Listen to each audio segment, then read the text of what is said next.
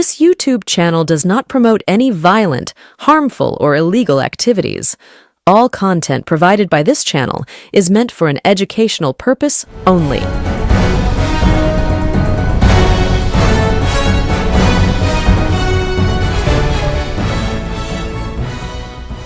নমস্কার, আমি প্রতিবেদক সায়ন্তন চক্রবর্তী। আপনারা দেখছেন বঙ্গচক্র ইউটিউব চ্যানেল।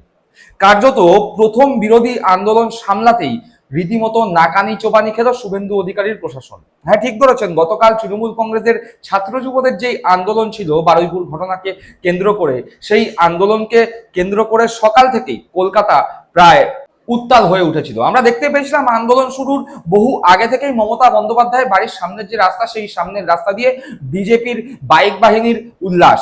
এবং যখন দেখতে পেলাম এই মিছিল শুরু হলো, সেই মিছিলে একাধিকবার তৃণমূল কংগ্রেসের এই মিছিলে বিজেপি আশ্রিত যে সমস্ত সমর্থকরা আছেন, যদিও তারা সমর্থক থেকে বেশি গুন্ডা মনে হচ্ছিল, কারণ যেভাবে তৃণমূল কংগ্রেস কর্মীদের এরা মারছিল এবং সব থেকে বড় কথা পুলিশের সামনে তা বারংবার প্রশ্ন তুলে দিচ্ছিল, পুলিশ কি নিরপেক্ষ ভূমিকা পালন করছে? তার কারণ যেই পুলিশকে নিয়ে বিজেপির এত অভিযোগ ছিল, বিজেপির আন্ডারে সেই পুলিশই দেখা গেল বিজেপি যা যা অভিযোগ অতীতে করেছিল সেই সমস্ত অভিযোগ এখন তৃণমূল কংগ্রেসের পক্ষ থেকেও তোলা হলো। আমরা দেখতে পেলাম উপাসনা চৌধুরী, তৃণমূল কংগ্রেসের আইটি সেলের নতুন সভাপতি, সেই উপাসনা চৌধুরীর গাড়ি থেকে তৃণমূল কংগ্রেস কর্মী সমর্থকদের নামিয়ে মারা হলো এবং সেটাও ঘটলো পুলিশের সামনে। তো কার্যত পুলিশ দর্শকের ভূমিকা নিয়েছিল।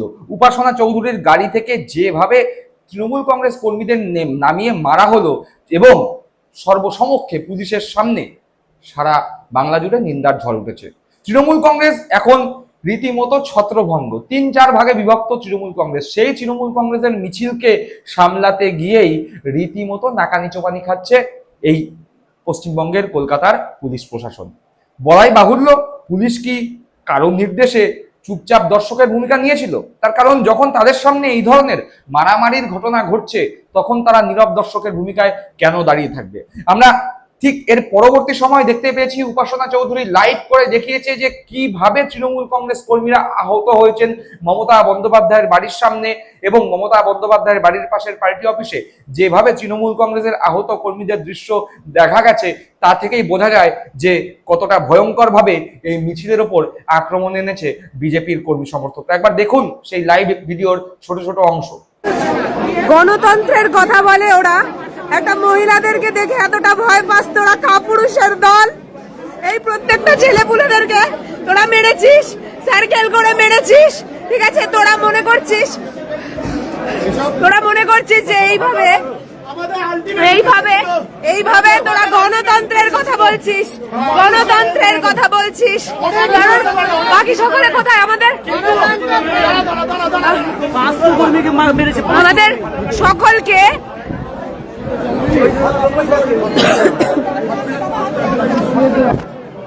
ছেলেগুলো দিদি কি হলো? গাড়ি না অ্যাম্বুলেন্স? গাড়ি ছেলেগুলোকে মেরে কাপুরুষের দল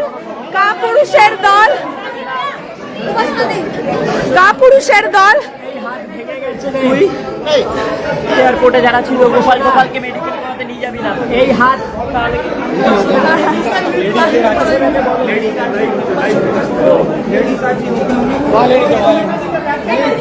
এখানে মাথা ফাটিয়ে দিয়েছিস, মেয়েদেরকে মেরেছিস, ছেলেগুলোকে মেরেছিস, ছিনতাই করেছিস, চোর ছিনতাই করেছিস, মেরেছিস, দুটো চেন ছিনতাই করেছিস।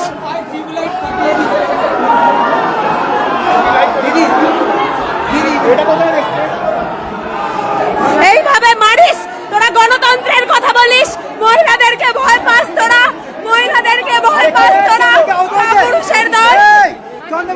কাপুরুষের দল তোরা।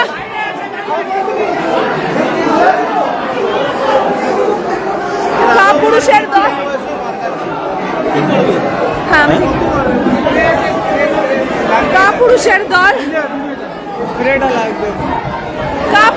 দল, আমাদের বাকিরা কোথায়? কোথায়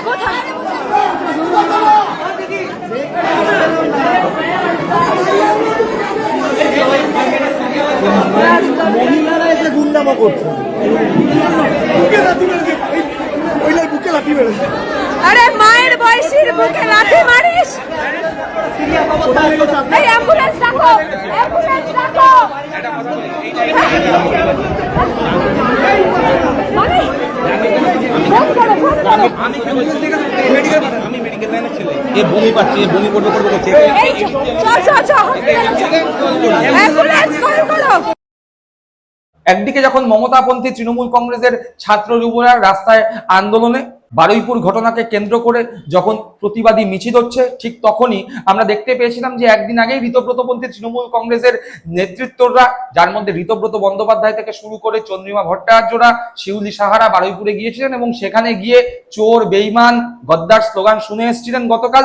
ঠিক তখনই ঋতব্রত বন্দ্যোপাধ্যায়রা যখন তৃণমূল কংগ্রেসের নেতা, তৃণমূল কংগ্রেসের কর্মী, তৃণমূল কংগ্রেসের সদস্য সমর্থকরা কলকাতার বুকে বিজেপি সদস্য সমর্থক কর্মী সমর্থকদের হাতে মার খাচ্ছে, তখন ঋতব্রত বন্দ্যোপাধ্যায়রা পৌঁছে গিয়েছিলেন নবান্নে শুভেন্দু অধিকারীর সঙ্গে 21শে জুলাই কোথায় হবে অল্টারনেটিভ জায়গা নিয়ে মিটিং করতে ব্যস্ত ছিলেন। অর্থাৎ একদিকে কালীঘাটপন্থী তৃণমূল কংগ্রেসের কর্মীরা যখন বারুইপুরকে কেন্দ্র করে রাস্তায় মিছিলে, তখন ঋতব্রতপন্থী তৃণমূল কংগ্রেসরা বারুইপুরের তাদের ওই দেখানো প্রতিবাদ মিটে গেছে, এখন তারা ব্যস্ত কিভাবে 21শে জুলাই করবেন।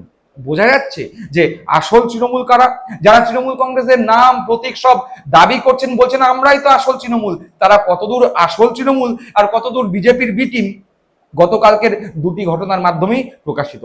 একদিকে মার খাচ্ছে তৃণমূল কংগ্রেস কর্মীরা, মমতা বন্দ্যোপাধ্যায় হাসপাতালে পাঠানোর জন্য নিজের বাড়ি থেকে ব্যবস্থা করে দিচ্ছেন, নিজের গাড়িতে করে হাসপাতালে পাঠাচ্ছেন, নিজেই রাস্তা ফাঁকা করছেন, আর কার্যত সেখানে শুভেন্দু অধিকারীর সঙ্গে নবান্ন 14 তলায় বসে মিটিং করছেন ঋতব্রতপন্থী তৃণমূল কংগ্রেসরা। স্পষ্টতই বোঝা যাচ্ছে যে ঋতব্রতপন্থী তৃণমূল কংগ্রেসরা শুধুমাত্র ফেসবুকের পেজে, খবরের চ্যানেলে আর বিধানসভার বাইরের সাংবাদিক সম্মেলনে আছে, রাস্তায় আছে, বিরোধিতায় আছে মমতাপন্থী তৃণমূল কংগ্রেস।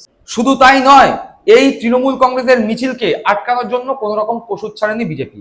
চারিদিকে বড় বড় চোং লাগিয়ে জোরে ডিজে বাজানো তো হয়েইছে, পাশাপাশি এই মিছিলে তৃতীয় লিঙ্গের মানুষদেরও খেপিয়ে দেওয়া হয়েছিল, যাতে তারা তৃণমূল কংগ্রেসের যারা মিছিলে গিয়েছেন তাদের বিরুদ্ধে সোচ্চার হয়। সেই দৃশ্যও আমরা দেখেছি একাধিক জায়গায় কিভাবে মহিলা থেকে পুরুষ তৃণমূল কংগ্রেস নেতা যারা ছিল, যারা কর্মী ছিল, যারা সদস্য সমর্থক ছিল, তাদেরকে মারা হয়েছে। তৃণমূল কংগ্রেসের আইটি সেলের অন্যতম সদস্য নীলাঞ্জন দাসকে টেনে হিচড়ে তার মাথায় ডিম ফাটানো হয়েছে, মারা হয়েছে ঘুষি। সেই দৃশ্য আমরা দেখেছি, একবার দেখুন। আমি আজকে এখান থেকে বেঁচে ফিরবো কিনা আমি জানি। দেখতে পাচ্ছেন নীলাঞ্জন দাস, তাকে নিয়ে যাওয়া হচ্ছে। আমি আজকে এখান থেকে বেঁচে ফিরবো কিনা আমি জানি। দেখতে পাচ্ছেন নীলাঞ্জন দাস। দেখলেন সেই দৃশ্য, অর্থাৎ আরো একবার জনগণের কাছে প্রস্ফুটিত, এই মুহূর্তে বিদ্রোহী যে সমস্ত বিধায়করা রয়েছে তারা যতই বলুক না কেন তারাই আসল বিরোধী, সেই বিরোধী দলের নেতা যতই বলুক না কেন ঋতব্রত বন্দ্যোপাধ্যায়, আসলে যে তারা বিজেপির বি টিম তা গতকালকে কলকাতার বুকের ঘটনা দিয়েই প্রমাণ হয়ে গিয়েছে। দর্শক বন্ধুরা, আপনারা কি মনে করছেন এই বিষয়ে? আপনাদের মূল্যবান মতামত অবশ্যই কমেন্ট বক্সে কমেন্ট করে জানাবেন। সকলে ভালো থাকবেন, সুস্থ থাকবেন। জয় হিন্দ, বন্দে মাতরম।